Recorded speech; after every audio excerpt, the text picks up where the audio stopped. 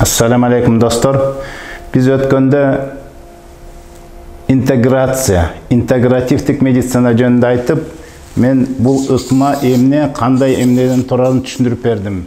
Жана бүгүн біз холистикалык ыкма менен бейтапты же ооруду дарылоо. Холис бул өзү толук кароо.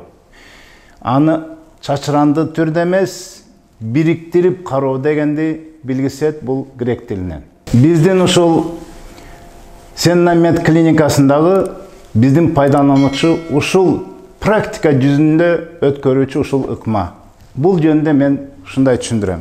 Биз оору келгенде, кайсы бир оору келгенде, биз көргөндө келип атканда айтып атат. Мен бул дарыны жүрөккө ичем, буну мен ичим ооруганда ичем, давлением көтөрүлгөндө ичем, уктабай калганда ичем деп отуруп, ушундай көп дарылар менен келет.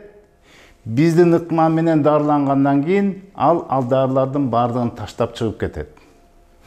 Келгенде биз ал ыкма холистикалык жагынан мындайча айткан анын рухун, аң сезимин жана денесин чогуу карайбыз.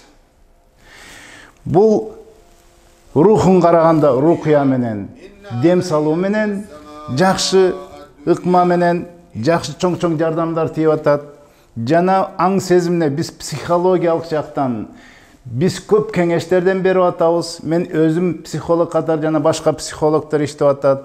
Жана денени тарылоодо биз ошол медицина, Курандан, сүннөттөн келген, чөптөн жасалган дарылар менен, чайлар менен жана хижама ушул сыяктуу башка дагы физиотерапиялар ошонун ичине кирет. Платон айткан. Кайсы бир ооруну караганда анын рухун дарыламайынча денесин дарылабагыла дейт. Анткени кайсы бир денедеги ооруну анын рухунун оорусу алып келет деген. Анысыгандай бул мусулман медицинасында да илгери келген, бул Курандан, сүннөттөн келген эң биринчи ооруну алып келип аткан бул рух. Орустар айткандай душа и эмоция дейт. Эмоция деген жанагындай эмоция коркуу деген, кайгыруу, капалануу, чоочуу, көрө албастык деген сезимдер көп ооруларга алып келет деген сезимдер жөнүндө айтылып келет.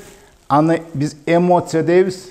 Эмоция жөнүндө мен силерге кийинкиде айтып берем. Ассаламу алейкум.